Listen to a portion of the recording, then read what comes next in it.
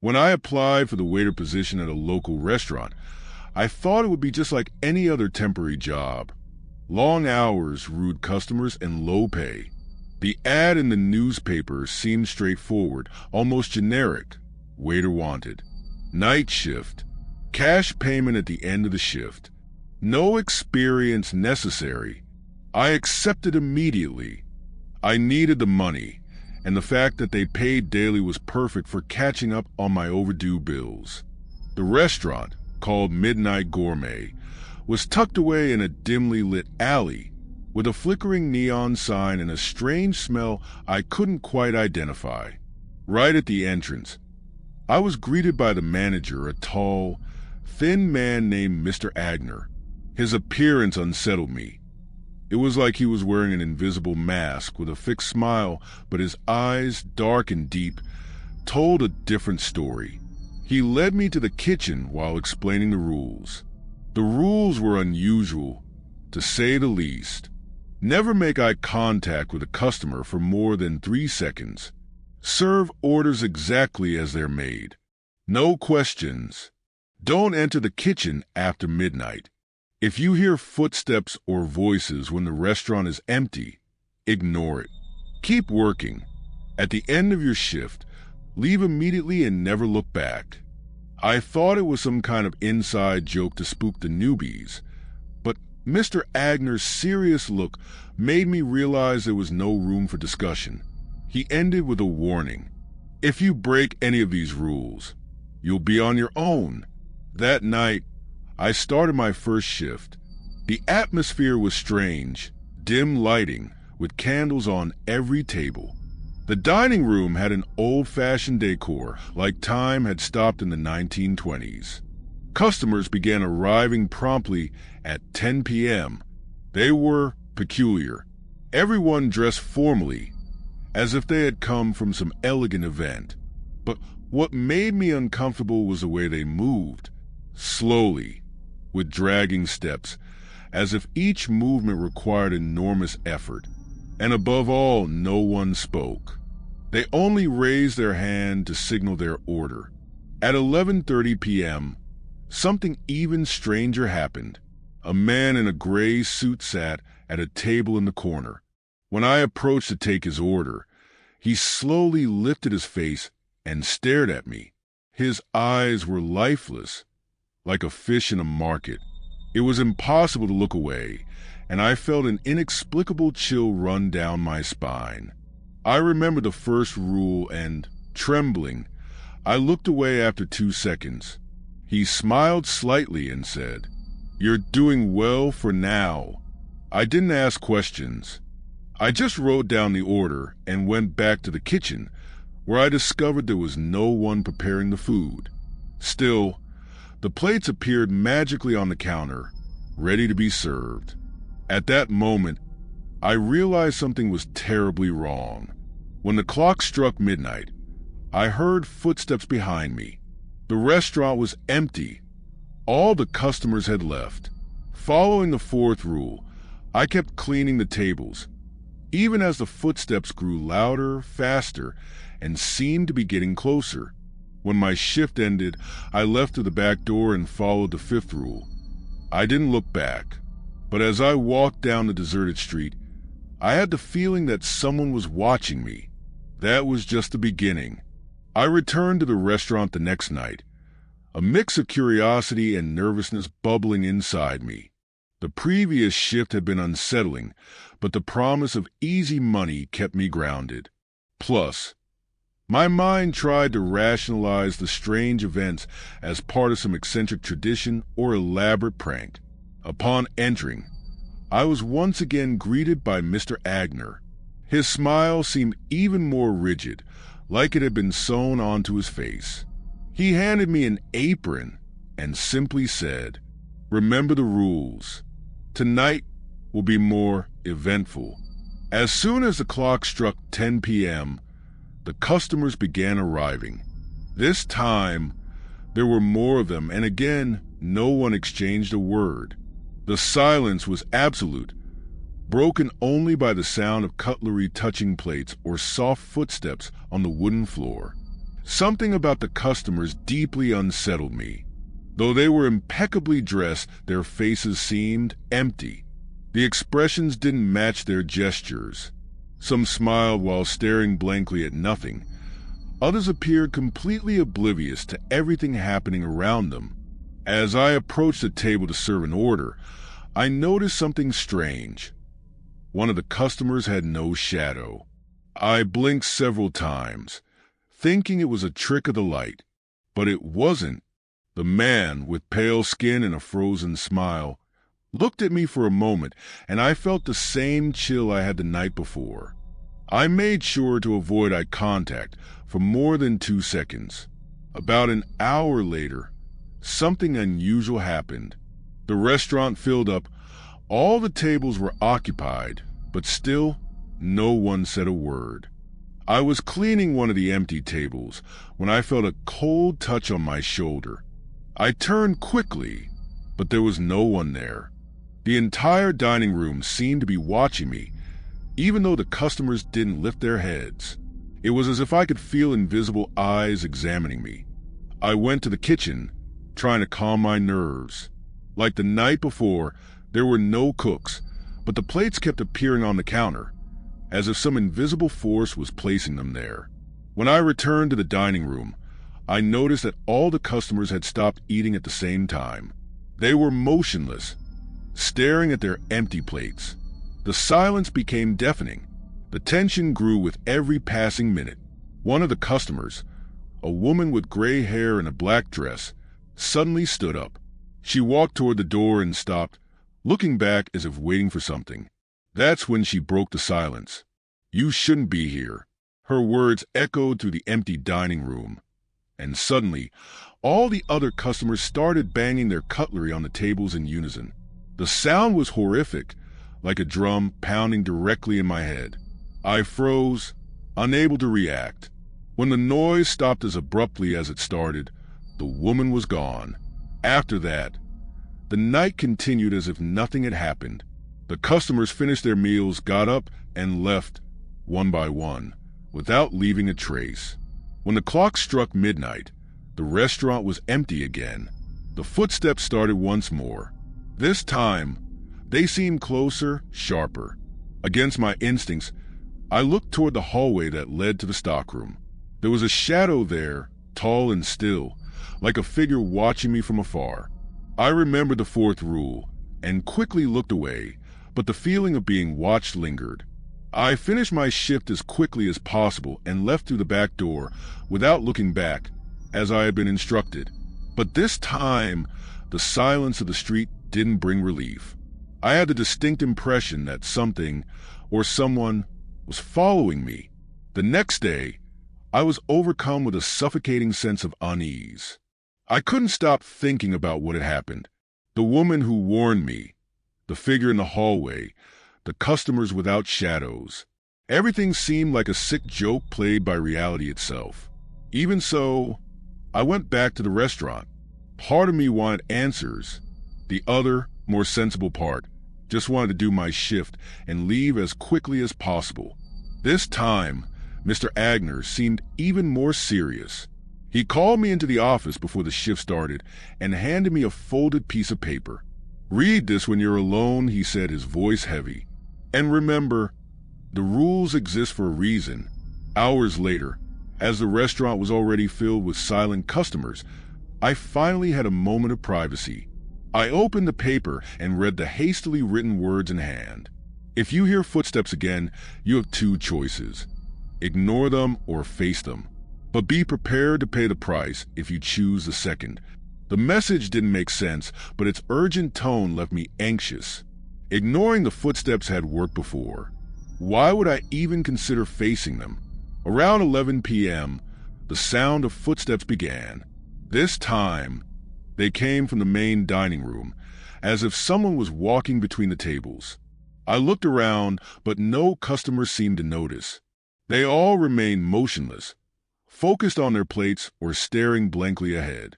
I knew what I should do, ignore them, but my curiosity was winning. The sound was so close it felt impossible not to react. I remembered the note and decided to do what I shouldn't. Against all the rules, I turned and looked directly at where the footsteps seemed to come from. At first, I saw nothing, just the dark dining room and the tables occupied by strangely motionless customers. But then, something began to form in my peripheral vision, a nebulous, indistinct figure that seemed made of liquid shadows. The creature had a suffocating presence, as if it were draining the air around it. It had no face, only an empty space where eyes and mouth should be. Yet, I felt as though it was staring at me with intensity. My body froze. I couldn't look away. The figure slowly approached, without making a single sound. When it was just a few feet away from me, a voice resonated inside my head, like an engaging, threatening whisper. "You broke the rule." Suddenly, the whole atmosphere changed. The dining room seemed darker, and the customers had disappeared. I was completely alone with that thing. The floor trembled slightly beneath my feet, as if the restaurant itself was alive and pulsing. The figure extended a hand made of shadows toward me. An intense cold overtook my body, and my vision began to blur. That's when the kitchen door slammed open, and Mr. Agner appeared. He was holding an old oil lamp, and its light seemed to repel the figure. "You shouldn't have done that," he said, with a severity I had never seen before.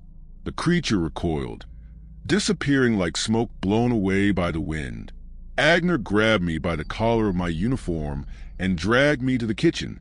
His expression was grim, but there was something else in it, a mix of anger and concern. "You're lucky to be alive. Many aren't." I tried to respond, but he raised his hand, silencing me. "Tonight, you'll see what happens to those who break the rules. I hope you learn."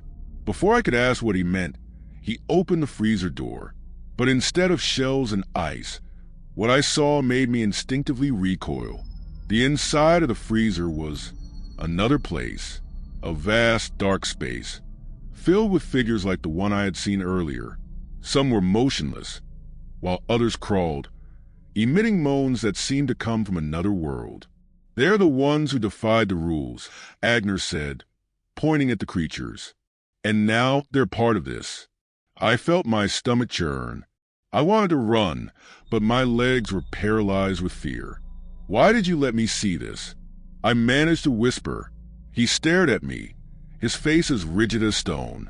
"Because from now on, you're not just an employee. You're part of the restaurant." What Agner said echoed in my mind, a hissing threat that couldn't be ignored. I was pulled back into the dining room, and for a moment, I thought maybe I was dreaming, that all of this was just a fear-induced hallucination. But the cold in the air, the feeling of being watched at all times, and the figures in the freezer, with their empty eyes and distorted movements, told me otherwise. I was forced to keep working, as if nothing had happened. Agner seemed even more distant, as if what he'd shown me wasn't out of the ordinary for him. But for me, it was all a distorted reality, a prison from which I couldn't see a way out. That night, the rules became clearer. Every customer who arrived was another opportunity to test my patience, to ensure that I didn't break any protocol. The footsteps, which now seemed inevitable, began earlier, around 9 p.m., and I already knew what to do. First, I ignored the sound from the hallway. Then, when the shadows started to form on my right, I made sure to divert my eyes to the farthest corner of the room. The creature appeared again, but this time, fear didn't overwhelm me. I was learning to survive this. But what really terrified me was what happened next. When I finished serving the table and went back to the kitchen to grab more plates, Agner called me in a tone lower than usual. He seemed to be waiting for me. "You have no choice anymore. You know that, right?" he said with a disturbing calmness. "From now on, you're not here to work. You're here to feed the restaurant." I stayed silent, not knowing what to say. Agner led me to the back door, an area I had never noticed before. Behind it, a dark corridor led to a wooden staircase that creaked with each step we took. At the top of the stairs, an old iron door, scratched and worn, seemed to guard something else. Agner stopped before opening it. His gaze was grim. "The restaurant needs to be fed. Not just with food, but with souls. You made your choice. Now, you need to feed the place. The door opened, revealing a circular room. Its walls covered in strange symbols and candles burning in every corner. In the center, there was a stone altar where in the past, something far darker than mere customers had been sacrificed.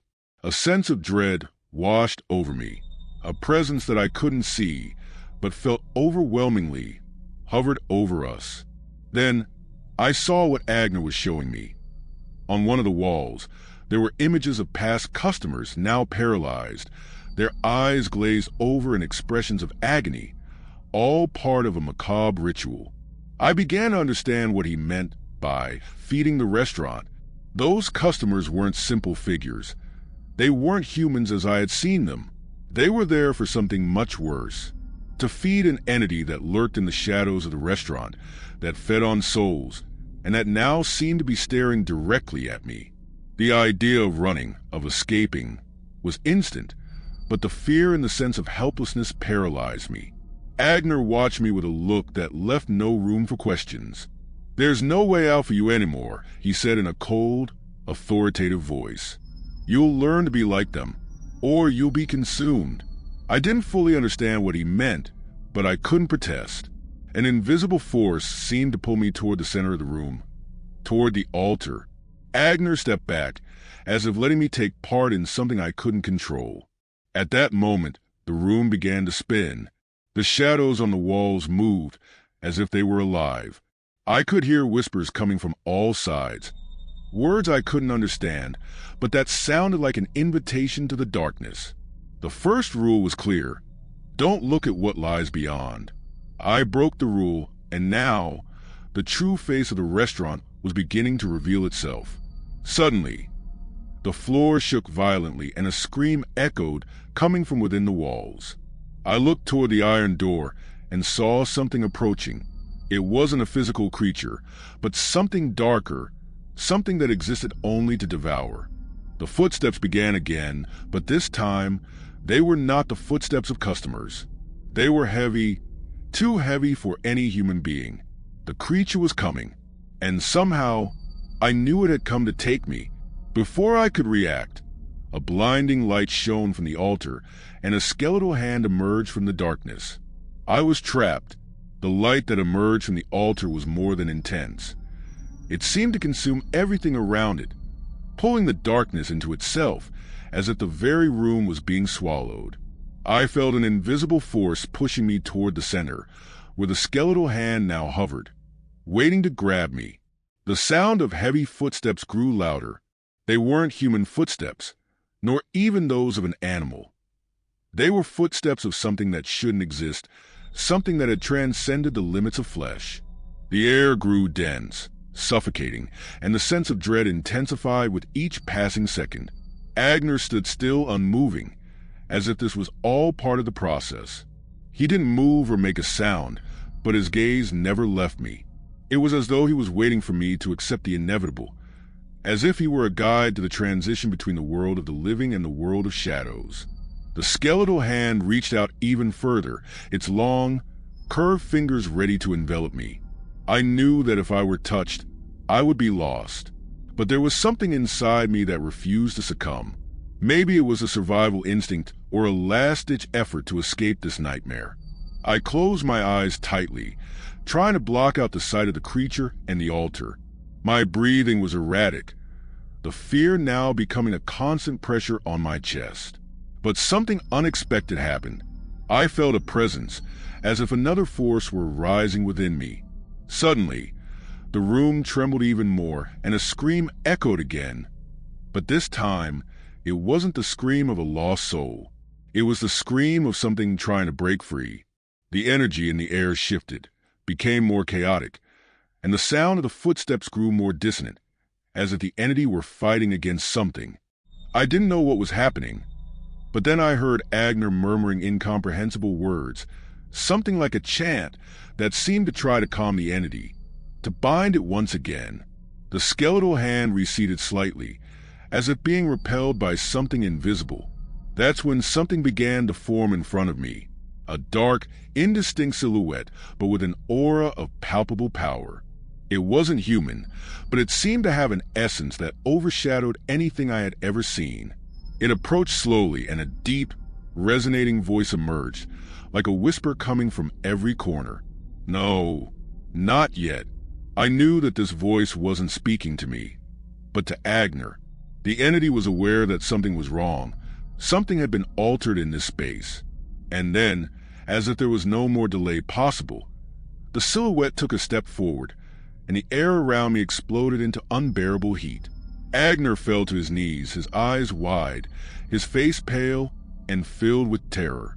He no longer seemed like the same man who had hired me. He was now at the mercy of something much greater than him, something he had probably always known was at stake, but had never revealed. The room distorted. The walls seemed to move. Reality itself was contorting around me, as if there was no longer a clear line between what was physical and what was beyond. I saw the figures on the walls, the trapped souls, now stirring, as if they wanted to break free. They were starting to move, to approach us. I saw familiar faces, and I was overwhelmed by a wave of regret. The rules of the restaurant were clear. You couldn't look, you couldn't question, and most importantly, you should never do anything that could destabilize the balance. I finally understood that the balance Agner had mentioned wasn't just the restaurant's balance. It was the balance between the forces that fed there, the forces that ruled that place. I looked at Agner, now lying on the floor, and a sense of despair took over me. I was trapped here with no choice. He had been right all along. The restaurant wasn't just feeding an entity. It was the prison of that entity. And now, it was trying to break free. Before I could react, the shadow creature made its final move.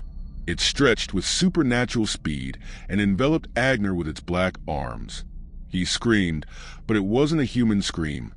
It was a mixture of pain and suffering, as if his soul was being ripped from his body. I tried to run, but my feet were stuck to the ground, as if the restaurant itself was preventing me from leaving. All I could do was watch, helpless, as Agner was consumed by the darkness. He was sucked into the entity, his form being erased by the total darkness. When everything calmed down, the room was in absolute silence. I was alone. The altar was empty, but the air was still thick, impregnated with a sinister presence. I knew that now I was the only one left. The restaurant now had a new balance, and I had to accept it, or I would be consumed as well. Agner disappeared. The entity was satisfied, for now, but I knew this wasn't the end. Now I understood. I had been chosen. I was no longer just an employee. I was part of this, and there was no turning back. The silence dragged on through the restaurant, a silence that seemed to consume every breath. The air was heavy, tainted by the presence of the entity that now dominated the place. I could no longer distinguish where the restaurant began and where the darkness began. The lines between reality and the supernatural had blurred irreversibly. I was trapped. The fear was still pulsing inside me, but it wasn't the fear of being consumed anymore. It was the fear of becoming a part of it all. Agner had been dragged away, his soul taken, and what was left of him was an echo in those shadows. I knew I was next, or worse, that I had already been chosen. The wall clock, which once ticked away the hours like any other, now seemed to mock time. With each tick and tock, the environment became more unreal, more distorted. I could see the souls on the wall, now moving with a freedom I had never imagined. Their eyes, fixed on me, empty and lifeless, seemed to condemn me. They knew what was happening there. They knew what I was beginning to understand. But something else caught my attention. A door at the far end of the room, a door I had never seen before. It wasn't the kitchen door nor the exit. It seemed different, as if it had been added after some time, and now stood out like a portal between two worlds. I knew it represented something crucial, something I couldn't ignore. But at the same time, the idea of approaching that door terrified me. I hesitated, anguish paralyzing me. Everything inside me screamed not to go near it. The restaurant, or rather, what was left of it, was transforming into a prison. But, like everyone who feels adrift in a nightmare, I couldn't resist. I stood up, my legs trembling, and walked towards the door. With each step I took toward it, I felt myself drifting further from my sanity. The souls on the walls stirred, as if they were trying to warn me, but it was too late. I was already beyond any return. When I finally reached the door, a cold sensation enveloped me, as if an invisible hand had closed around my heart. The sound of my breath echoed in my ears, heavy and desperate. The door was dark, impenetrable, and it seemed inviting in a strange way. I placed my hand on the doorknob, and the sensation I felt was indescribable. The doorknob was warm, almost as if it were alive, pulsing in sync with my own fear. I turned the knob, and the door slowly creaked open, revealing an empty space. But upon closer inspection, I realized it wasn't empty. There was something there, something I couldn't see clearly but could feel, a presence that filled the room with unbearable pressure. I saw only shadows, but I knew what they were. I knew what it represented. Suddenly, a voice echoed in my mind, a familiar voice but distorted, as if it were being filtered through a layer of pain and suffering. "You can't leave." The voice was Agner's, but it was no longer just a human voice. It was something that had transformed into the very essence of the restaurant, of the entity that inhabited it. Agner was inside it now, part of the cycle, and he was calling me. I took a step back, but the entire hall seemed to be watching me. The shadows on the walls began to twist, to move as if they were alive, tracking each of my movements. I knew I was being tested. If I retreated, the entity would leave me, but the price would be terrible. My soul would be sealed along with the souls of the others who had been consumed. And worse, the restaurant would continue to exist, feeding eternally. But if I went on, what would happen if I accepted the invitation? I didn't know, but a part of me was already beyond reason. I no longer had choices. I was trapped, and I knew there would be no escape. The door closed by itself, as if it had read my thoughts, and I knew the last chance to escape had disappeared. Now, there was no turning back. The restaurant, the entity, the souls, everything had become one, and I was a part of it. However, what awaited me wasn't the end, but a transformation. Something inside me was changing. I could feel my soul being torn and reconfigured, absorbing the essence of that existence. I was no longer just an employee. I was now part of the cycle. The entity knew this. I could see its silhouette in the shadows, watching, waiting. It wanted me there, just as it had wanted the others before me. And once again, the rules of the restaurant echoed in my mind. I was now one of its own, but there was something more, something I didn't fully understand, because while I was being consumed, a part of me resisted, fighting not to become a part of it. And in that moment I knew. The true rule of the restaurant was this: no one ever leaves, but everyone always returns. The shadows stretched across the hall, grotesquely dancing to the sound of something that seemed like laughter, or perhaps the echo of something far worse. The restaurant was immersed in dense darkness, and I no longer knew what was real. The faces of the souls that had been absorbed into the place stared at me, but they were no longer human expressions. They were fragments, distortions, shadows of a suffering that would never end. And now, I was one of those shadows. I walked, or rather, was dragged into the center of the hall. Something guided me. Each step I took seemed to lead me further into the nightmare, deeper into the cycle I was now part of. The presence of the entity was oppressive, as if it were lurking, waiting for me to finally understand my new role. I looked around, and the sight was even more disturbing than before. The restaurant was now filled with empty tables, but the plates and utensils were clean, as if they had just been used. Something moved in the shadows, but it was invisible. I knew they were there, waiting. The souls were no longer just at the back. They were now all over the place, waiting for their turn to serve the next ones. I no longer felt the anguish that once dominated my emotions. Now, everything seemed distant, as if I were being diluted into the very essence of the restaurant. My body had become an extension of it. The sound of the kitchen, with plates clattering, the lights flickering, everything seemed to blend together until my vision narrowed. The door behind me opened with a creak that cut through the thick air. I could no longer turn back. It was as if my body, or whatever remained of it, knew this. I was trapped in that place irrevocably. Outside, a figure appeared at the entrance. A new soul, a new visitor. He was confused, but I knew what he felt. I had been there before, lost, waiting to understand how the rules worked. And now, I was no longer the receptionist. I was a shadow waiting to be called. The entity, always present, watched from the corner of the room. I could feel it in every corner, in every sigh of the darkness. I realized it knew what I had become. It wasn't a mistake. It wasn't a flaw in the system. This is how it worked, always. The souls came, were consumed, and then returned, absorbing others in an endless cycle. The restaurant existed solely to feed the hunger of that which was beyond all understanding. The door closed behind the new soul.